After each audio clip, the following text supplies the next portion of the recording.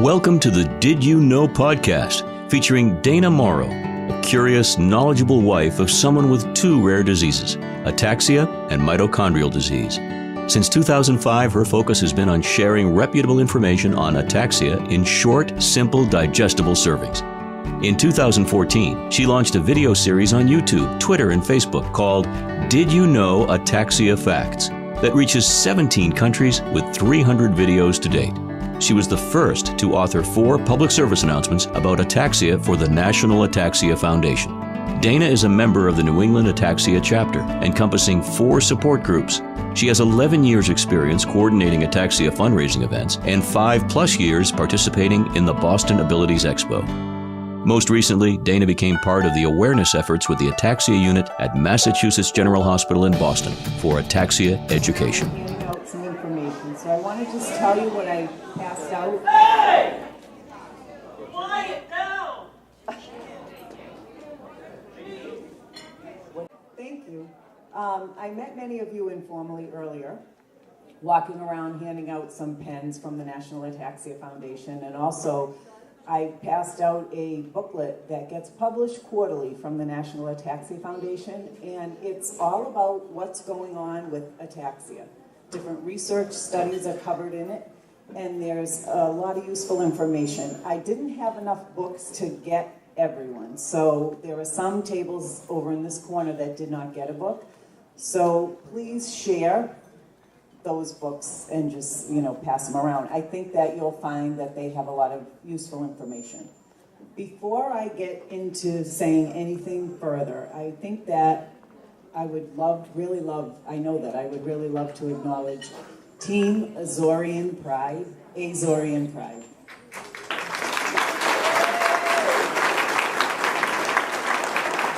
They've really worked very hard to put this event on. They've been here since early this morning, so I think that they've done a fabulous job, and I really want to say thank you to them. So last week, I was telling my son, Zachary, that I was coming here to speak to you today. And he looked at me and he said, "Mom, no offense, but why are they asking you to come and speak at an event? You're not a doctor. You don't research ataxia. Why would they think that people would want to listen to what you have to say?" And so I thought about that. And I thought, well, out of the mouth of babes, right? Sometimes that's really true. However, for the past, I don't even know how long now, since 2007, my husband John has been diagnosed with ataxia. And what I've learned through that journey is that no one knows what ataxia is. And it makes it very difficult when you have to explain it to people. Can I see by a show of hands how many people here today have ataxia? Okay. And how many people, so the rest of you are here in support of those people that have ataxia, is that correct? Yes.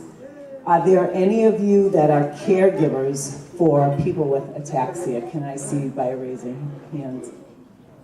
Okay. All right, so there's several of you that are caregivers. It's not easy, is it? It's really not easy, and especially when you don't understand it yourself. So in 2014, I decided that I wanted to make an effort to create more awareness about ataxia. And so through social media, I share my perspective, my experience with all of you, so that perhaps you can learn from some of my mistakes, and maybe you can walk away a little bit more educated about ataxia. I'm a corporate trainer, and one of the things I learned was that people's attention spans are very short, and that you have to keep things in small little bites in order for somebody to remember. So back in 2014, what I did was I started on September 1st, and I said, I'm going to use my iPhone, I'm going to record myself giving one fact about ataxia for the next 25 days. Because if you don't know, September 25th is International Ataxia Awareness Day. And so that was going to be my goal for the month of September. I was going to give one fact every day. Well, John said, no, you're not going to record it on your iPhone and just put it on Facebook. We need to put it out there on other social media sites. And so what happened was the Did You Know podcast was born. Because I would start everything saying, did you know, and I would give a fact about ataxia, and then I would say, imagine that. And they were only 30 to 60 seconds long. It was one fact. And my hope was at the end of the 25 days, somebody would remember one thing. And what happened was the next year I went to the National Ataxia Foundation's annual conference, and I had people coming up to me saying, you know what, those podcasts were great. I used them with my family to help my family understand what ataxia is. And what are you doing next year?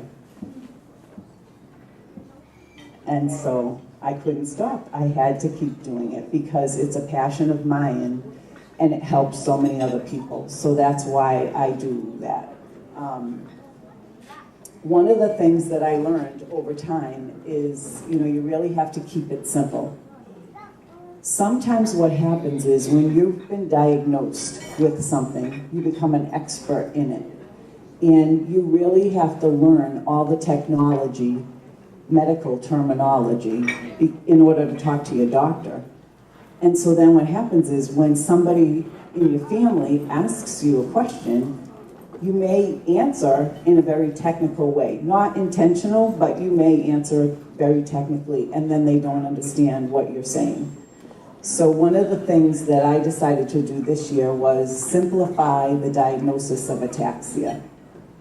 And so what I say is, I have ataxia, which I don't, but I'm saying for John, I have ataxia. It is a condition that affects the part of my brain that controls my muscles.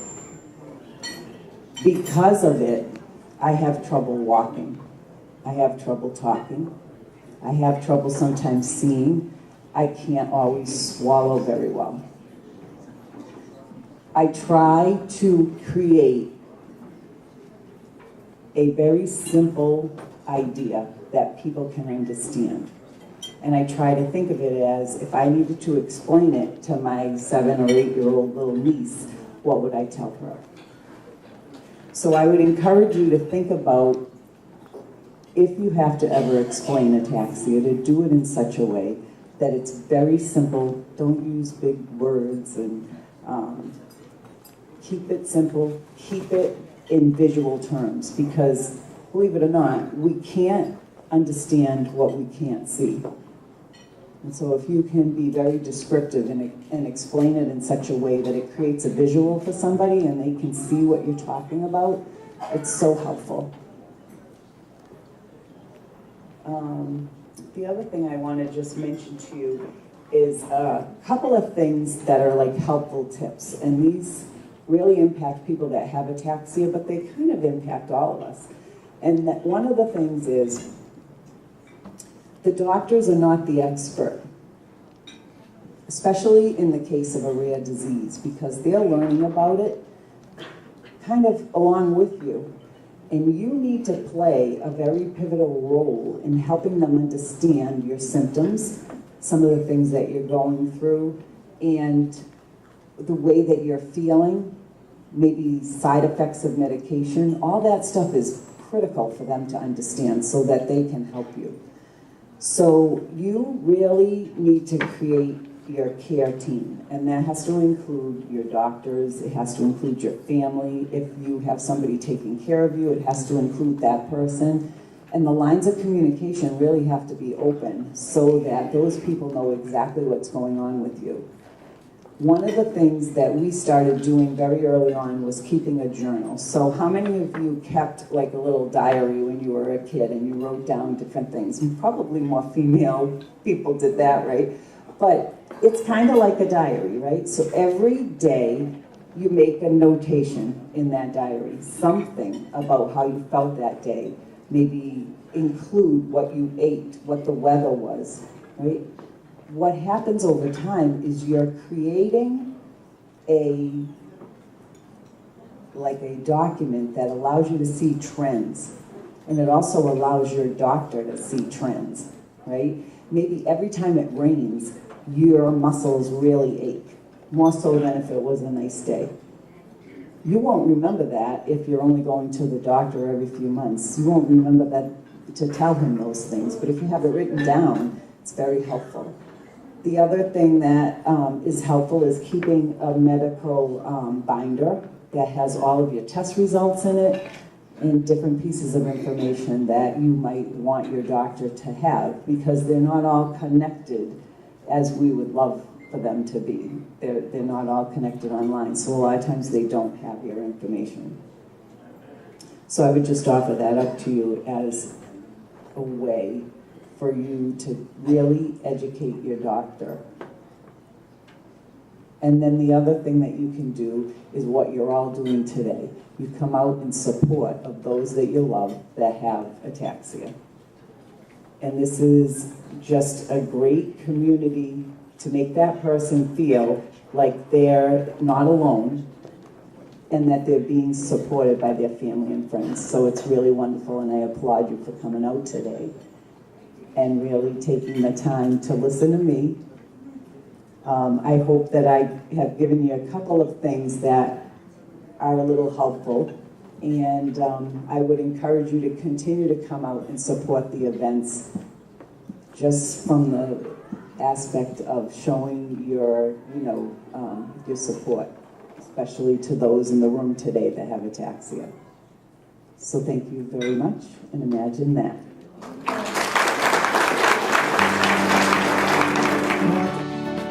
Thank you for listening in to the Did You Know podcast with your host, Dana Mauro. Please subscribe to this channel to hear all of the latest podcasts. We hope that this podcast has provided you with valuable information and inspires you to advocate for yourself and educate everyone in your circle.